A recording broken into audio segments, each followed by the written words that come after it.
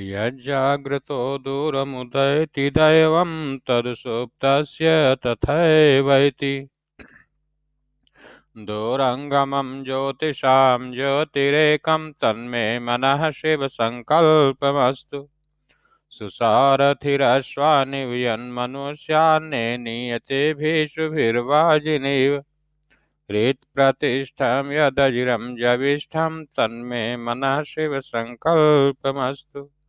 तन्मे मनः शिवसङ्कल्पमस्तु। तन्मे मनः शिवसङ्कल्पमस्तु। बच्चों, अब पहुंचो अभ्यास कार्य की तरफ। आज इस पाठ का 10वां पाठ है का हम अभ्यास करेंगे। ध्यान से देखें कि हमारा पूरा अभ्यास हो जाए, बाकी न रहे, ऐसी कोशिश रहेगी बच्चों। तो चलिए अभ्यास कार्य करते हैं।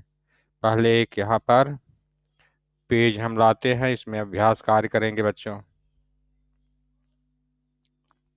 हाँ, अब एक अभ्यास कार्य शुरू होगा। अधोलिखिता नाम प्रश्नानाम उत्तराणि एक पदेन लिखत। तो यहाँ लिख लेते हैं हम। अभ्यास है, अभ्यास है।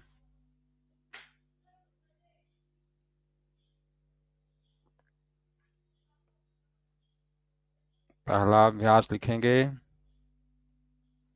अधोलिखिता नाम,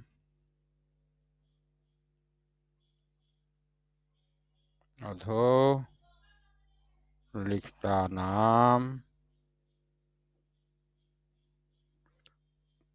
प्रश्नानाम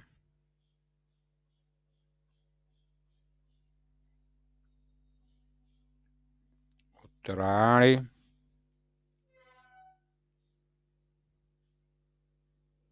एक पदेन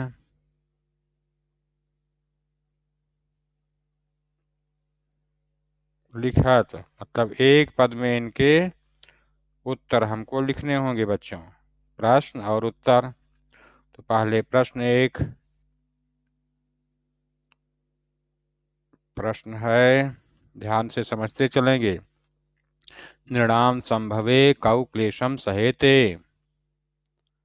नृणाम संभवे मनुष्यों के जन्म में, कौ मतलब कौन दो, क्लेशम का मतलब बच्चों, क्लेशम का मतलब कष्ट,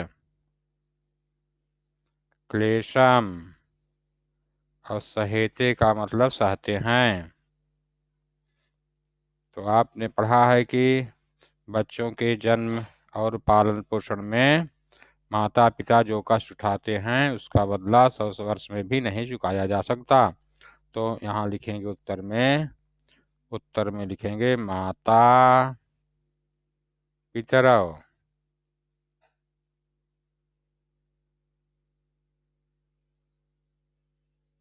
माता पितरौ इसका उत्तर हो जाएगा बच्चों। अब दूसरा प्रश्न देखें। दूसरा प्रश्न है कीदृशम जलम पिबेत। कीदृशम, साथ साथ लिखते चलिएगा। कीदृशम जलम पिबेत, कैसा पानी पीना चाहिए। अंतिम श्लोक में आया है बच्चों, जो श्लोक में लिखा रहे उसी के आधार पर उत्तर लिखना है। वस्त्रपूतम जलम पिबेत, वहां लिखा है वस्त्रपूतम, वस्त्र से, कपड़े से छान करके पवित्र करके जो पानी रहे उसको पीना चाहिए। वस्त्रपूतम। इसके बाद अगला प्रश्न। अगला प्रश्न है नीति नवनीतम पाठः कस्मात् ग्रंथात् संकलितः। नीति नवनीतम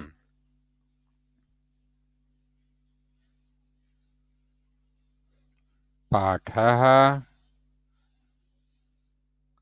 कस्मात्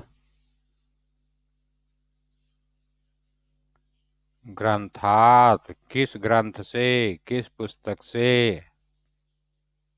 संकलितः मतलब लिया गया है। पढ़ाते समय ही बताया था कि बच्चों याद रखना, इसको आ सकता है परीक्षा में। संकलितम अस्ति, संकलितः अस्ति करेंगे, मैं नहीं। संकलितः अस्ति। मनुस्मृति ग्रंथ बताए थे तो इसको मनुस्मृति पंचमी बनाएंगे तो ई का ए हो जाता है, तो इसको हम लिखेंगे मनुस्मृतेः, मतलब मनुस्मृति से।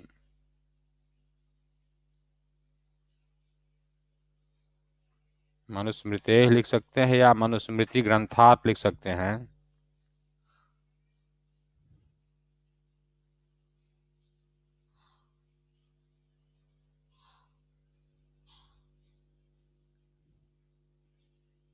हाँ,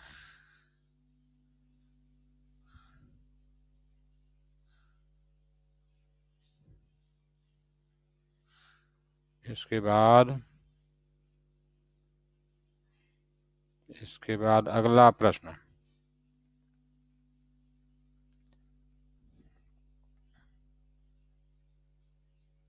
घ नंबर, इसमें कह रहे हैं बच्चों कीदृशीं वाच्यं वदेत्।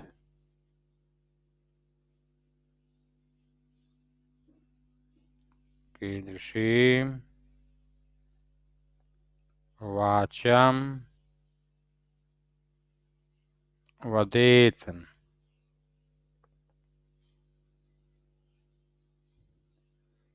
तो आया था उसमें मनः पूत सत्यपूताम वदेद वाचम, सत्यपूताम।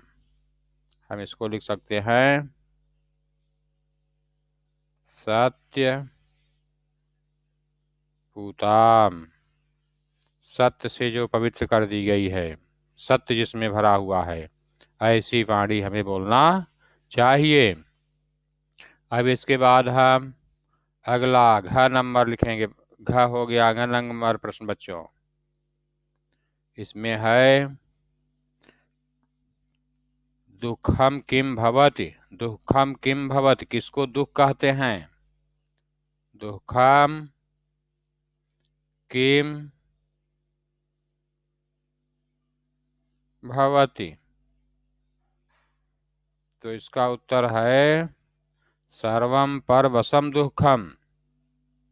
जो दूसरे के वश में है कार्य, वह सब दुख है, तो लिखेंगे परवशम।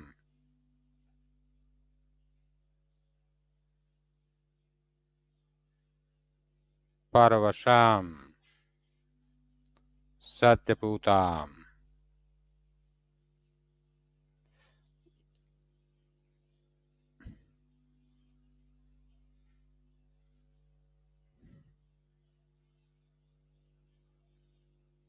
फिर आगे बच्चों आत्मवशम किम भवति, 4 नंबर प्रश्न आया है।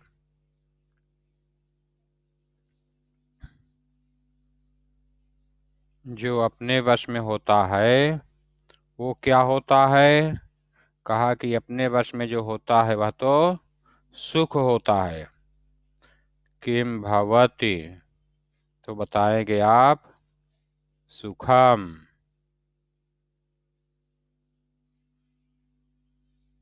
उत्तर लिखेंगे सुखम। फिर इसका एक पद वाला लास्ट वाला प्रश्न है बच्चों, 6 नंबर। कीदृशम कर्म समाचरेत। कीदृशम कर्म समाचरेत,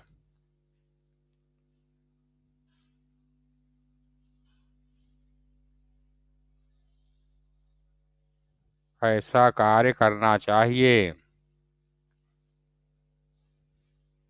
तो लास्ट में लिखा है मनः पूतम समाचरेत। जो मन को अच्छा लगे, मन जिसको शुद्ध और अच्छा समझे, वह कार्य करना चाहिए। मन जिसको स्वीकार कर ले, तो लिखेंगे मनः पूतम।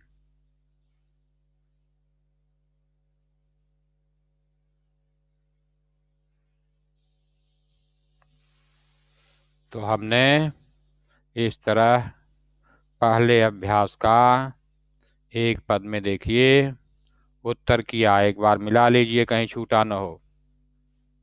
सभी प्रश्नों के उत्तर लिख लिए होंगे, क्योंकि मैं प्रश्न उत्तर साथ साथ लिख रहा हूं, तो आप लिखते चल रहे होंगे, ऐसा मैं उम्मीद कर रहा हूं बच्चों।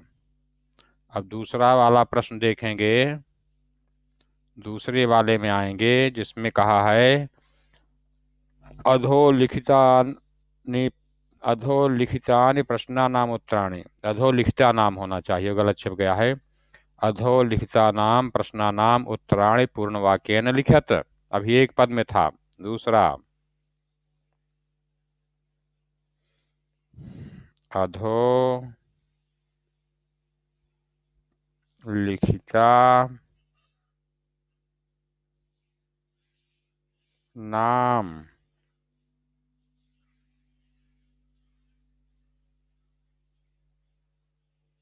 प्रश्ना नाम उत्तराणि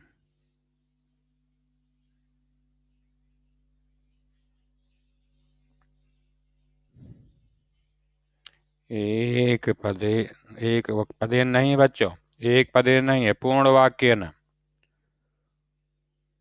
पूर्ण वाक्येन, पूरे वाक्य में।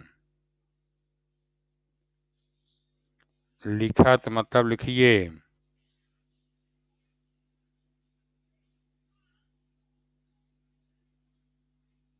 अब प्रश्न और उत्तर करेंगे हम सब। पहला प्रश्न है बच्चों, पहला प्रश्न है पाठेस्मिन् सुख दुःखयोः किं लक्षणम् उक्तम्। पाठेस्मिन्, इस पाठ में, पाठेस्मिन् सुख दुःखयोः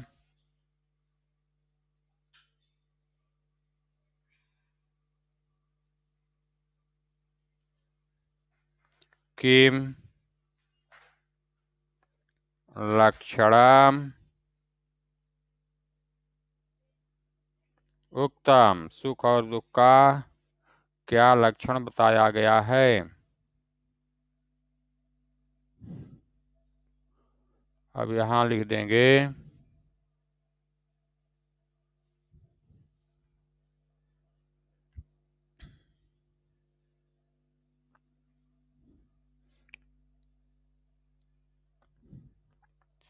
उत्तर लिखेंगे सर्वम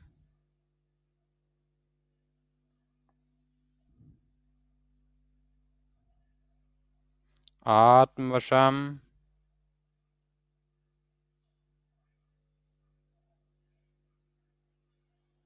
सुखम।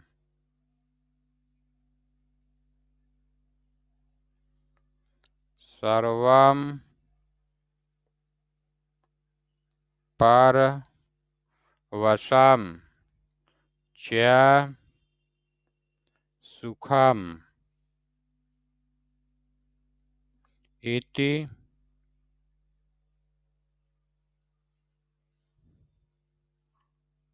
सुख दुःखयोः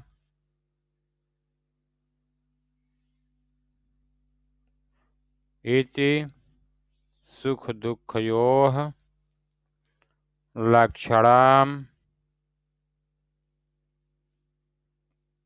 उक्तम।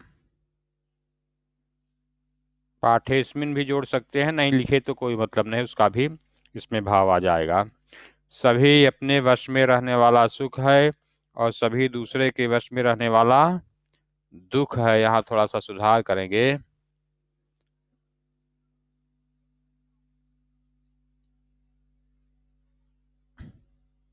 यह सुख दुख का लक्षण कहा गया है। इति सुख दुखयोः लक्षणम उक्तम। इति में हम डैश न भी लगाएंगे तो काम बन जाएगा, बीच में ही लिख लेते हैं। इति सुख दुखयोः लक्षणम उक्तम। अब अगला ख नंबर लिखेंगे बच्चों, उत्तर पेज बढ़ाएंगे, पहले हेड पेज, प्रश्न ले आएंगे। वर्ष शतैः कस्य निष्कृतिः कर्तुं न शक्या। वर्ष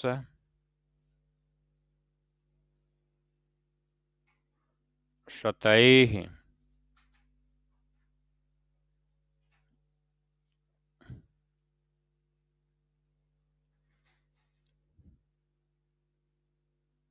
वर्ष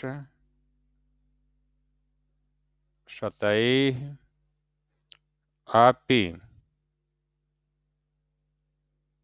कस्य निष्कृतिः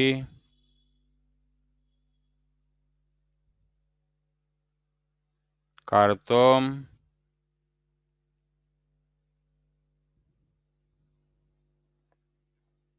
न शक्या। 100 वर्षों में भी किस कर्ज का बदला नहीं चुकाया जा सकता। 100 वर्षों में भी किस कर्ज का बदला, किसके कर्ज का बदला नहीं चुकाया जा सकता। तो माता पिता जो कष्ट रहते हैं उसका बदला नहीं चुकाया जा सकता मनुष्यों के जन्म में। तो इसको कहना है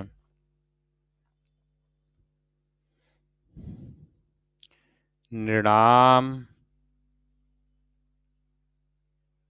संभवे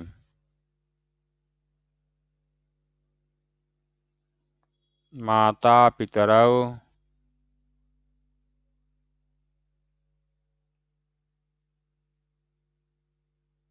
यम क्लेशम सहेते।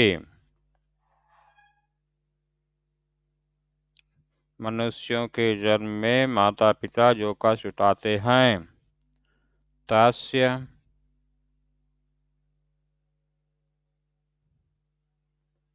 निष्कृति ही, उस ऋण का बदला वर्ष शतैः वर्ष शतैः अपि कर्तुम न शक्या, नहीं किया जा सकता है उसका बदला चुकाया। कर्तुम न शक्या,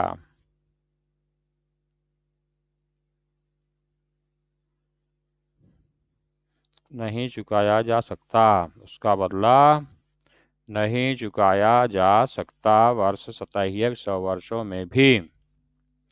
नृणाम संभवे माता पितरौ यम क्लेशम सहेते तस्य निष्कृति वर्ष शतैः अपि कर्तुम न शक्या। और फिर अगला प्रश्न है इसमें,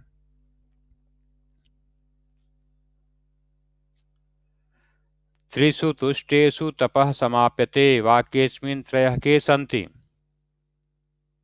त्रिषु त्रिषु तुष्टेषु तपः समाप्यते।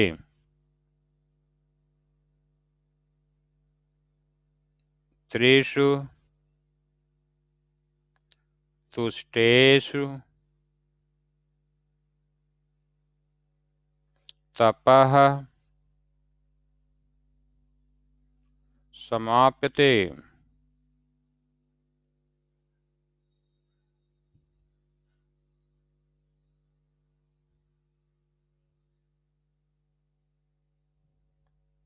वाक्येऽस्मिन् मतलब इस वाक्य में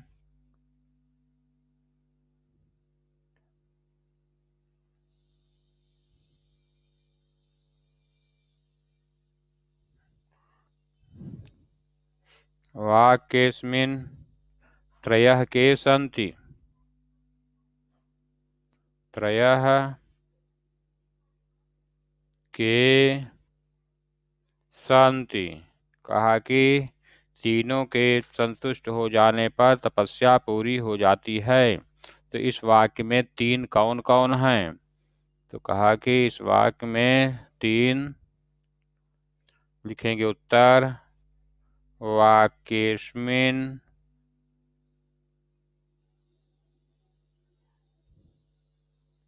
इस वाक्य में माता पिता आचार्यश्च आचार्यः च त्रयः सन्ति।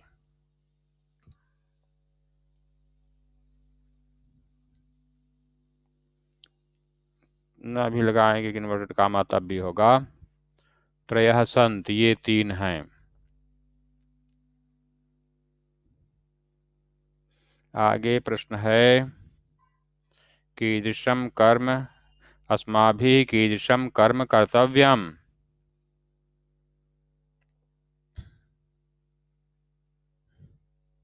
आगे है बच्चों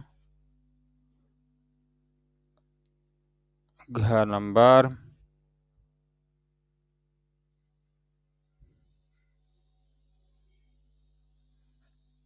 घ नंबर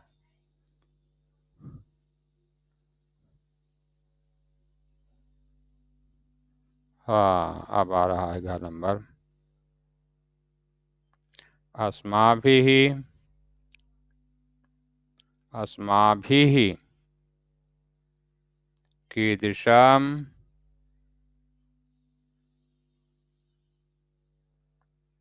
कर्म कर्तव्यम्?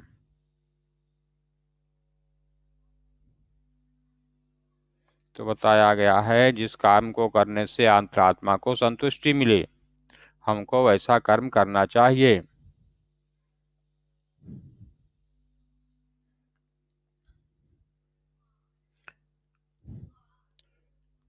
हाँ, लिखते हैं अब।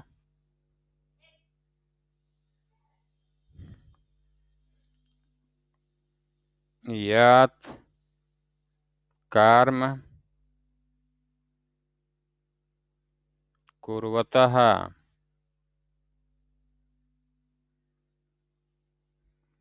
अंतरात्मनः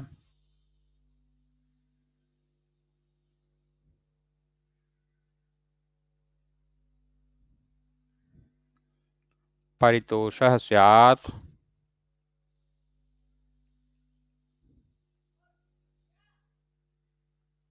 परितोषः स्यात् तत्कर्म कर्तव्यम्। जिस कार्य को करने से आत्मा को संतुष्टि मिले वह काम किया जाना चाहिए, वह काम किया जाना चाहिए। ये इसका मतलब हुआ बच्चों।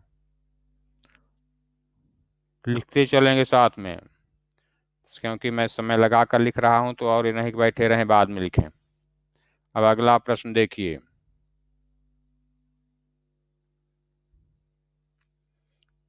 अभिवादनशीलस्य कानि वर्धन्ते?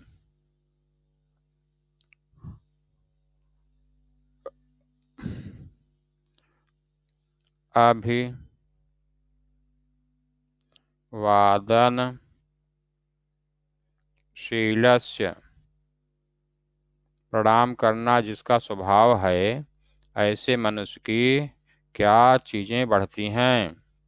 शीलस्य कानि वर्धन्ते?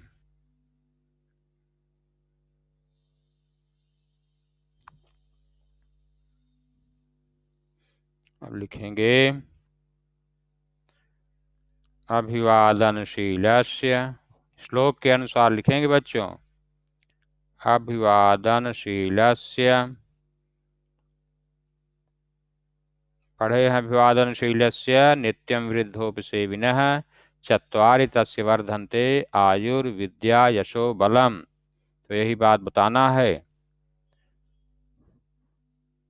आयुर्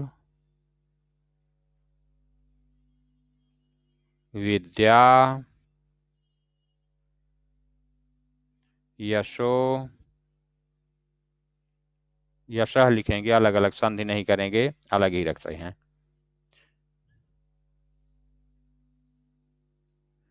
यशः बलम च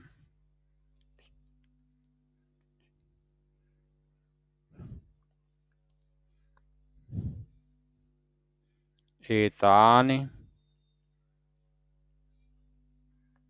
चत्वारि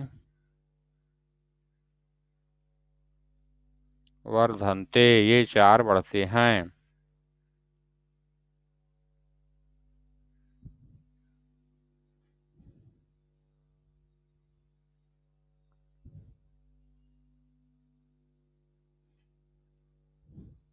डैश हटा दिए। चलिए अब ये पूरा हुआ मेरे समझ से। ये अभ्यास हमारा पूरा होता है, देख लेते हैं।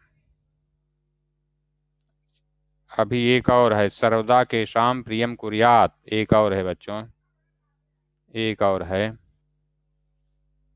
6 नंबर अभी और है।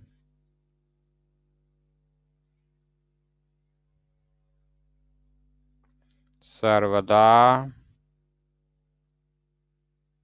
के शाम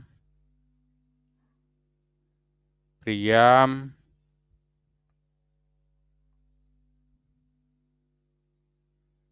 कुर्यात।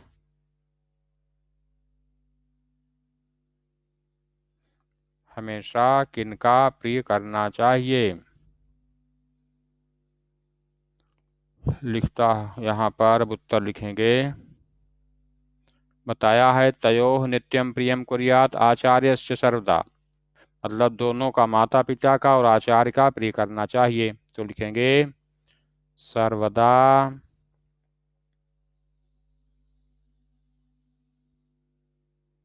मातुः पितुः आचार्यस्य च, आचार्यस्य च प्रियम कुर्यात।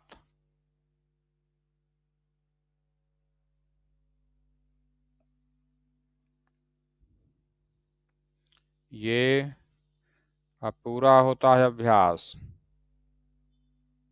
अब हमारा तीसरा प्रश्न आएगा कि रेखांकित पदों को आधार बनाकर प्रश्न निर्माण करना है। देखो, मोटे अक्षर हैं उनको कह रहे हैं। स्थूल पदान्यवलंब्य प्रश्न निर्माणम कुरुत, थोड़ा बदले हैं यहाँ पर, रेखांकित नहीं करके मोटे अक्षर में कर दिए हैं।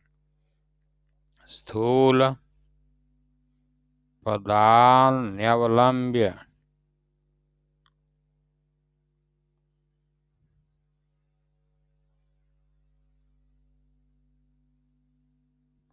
प्रश्न निर्माणम, प्रश्न निर्माणम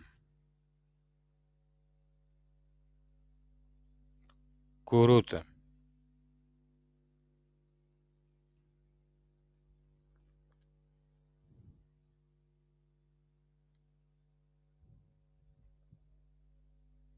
ये थोड़ा सा छोटा हो गया है। प्रश्न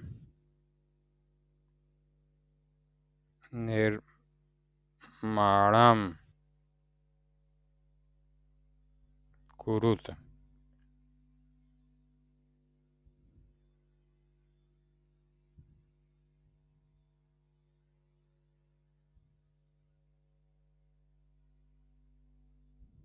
हाँ, अब इसमें प्रश्न बनाएंगे बच्चों।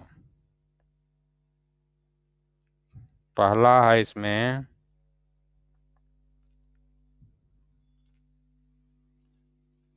वृद्धोपसेविनः आयुर्वृद्धि आशुबलम च वर्धन्ते।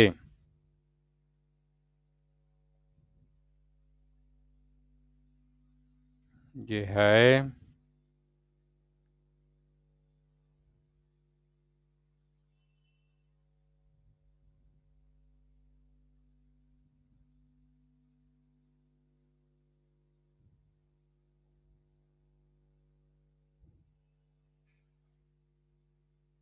वृद्धोपसेविनः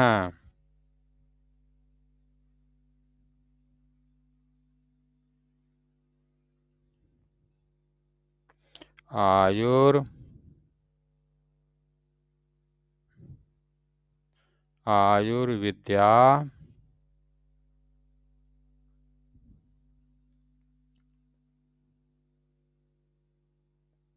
आयुर्विद्या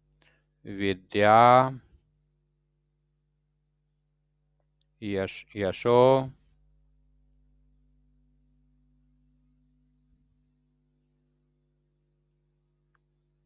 बलम च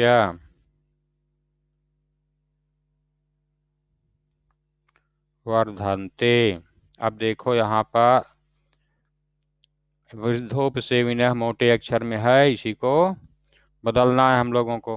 तो किसका, ये षष्ठी एक वचन का रूप है, तो कस्य आ जाएगा बच्चों।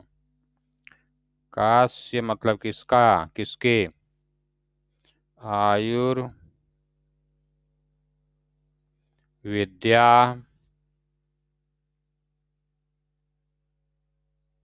यशो बलम च वर्धन्ते। कस्य आयुर्विद्या यशो बलम च वर्धन्ते, किसके बढ़ते हैं। अब दूसरा देखिए, ख नंबर बच्चों, ख नंबर में वाक्य है, ख नंबर में है मनुष्य सत्यपूताम वाचम वदेत। मनुष्य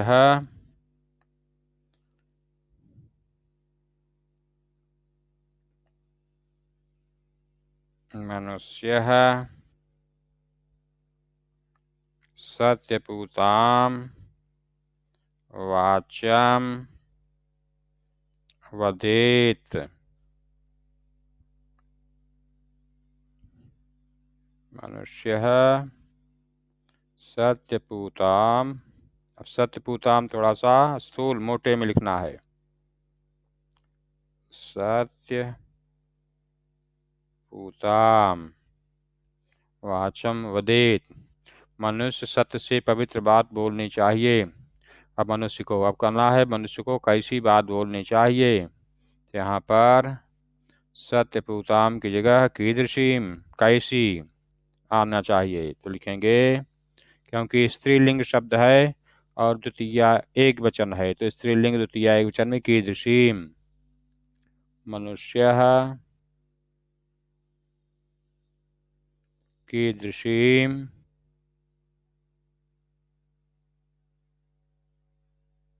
वाचम वदेत,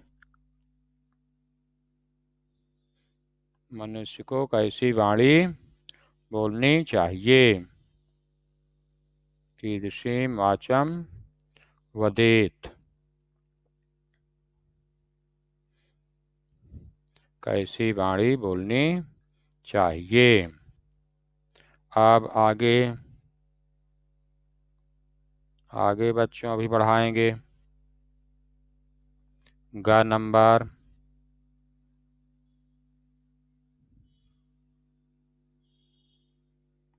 ग नंबर में वाक्य है,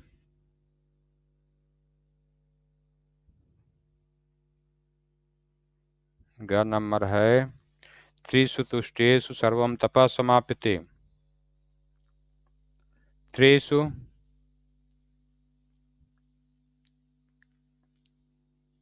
त्रिषु तुष्टेषु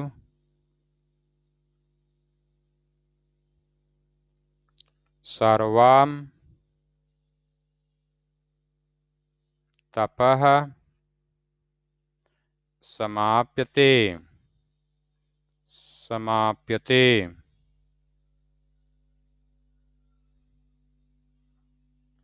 तपः को हमें मोटे अक्षर में लिखना है बच्चों।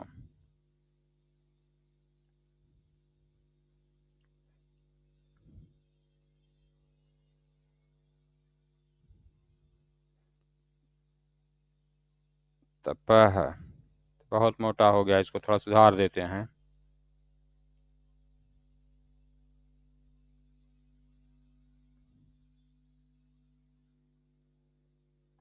मन तीनों के संतुष्ट होने पर सब तपस्या समाप्त हो जाती है। तो प्रश्न बनेगा कि तीनों के प्रसन्न होने से क्या समाप्त हो जाती है। तो तपः शब्द नपुंसक लिंग है, प्रथमा एक वचन।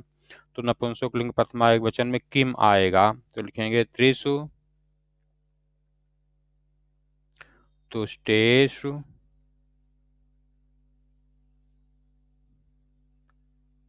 सर्वम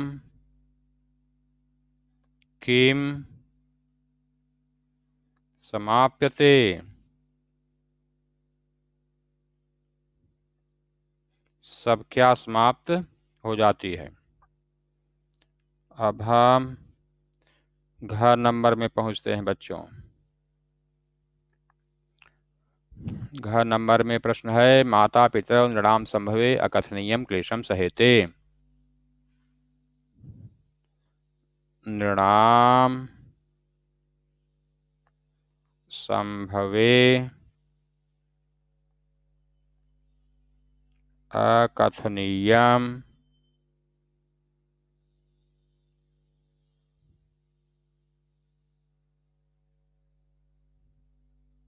अकथनीयम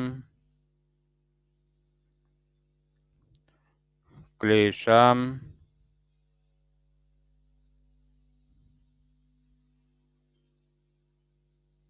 सहेते। अकथनीयम क्लेशम सहेते। माता पितरों को बोल्ड अक्षर में लिखना है। माता पिता मनुष्यों के जन्म में अकथनीय कष्ट सहते हैं, जिसको कहा नहीं जा सकता। तो माता पितरों की जगह हमें कौ लिखना है। कौन दोनों द्विवचन में, क्योंकि शब्द है ये, तो हमें द्विवचन में लिखना है बच्चों। कौ नृणाम संभवे अकथनीयम अकथनीयम क्लेशम सहेते। कौन दोनों अकथनीय कष्ट सहते हैं। सहेते सहेते। इसके बाद न नंबर है बच्चों।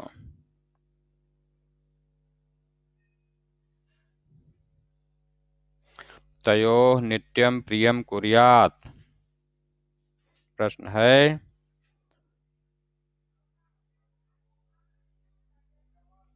तयोः नित्यम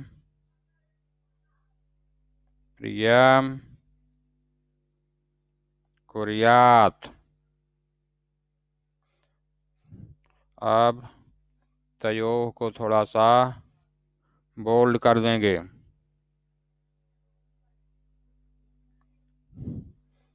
तो यहाँ पर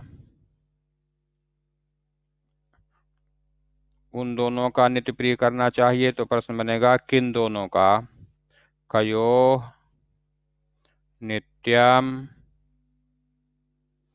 प्रियम कुर्यात्।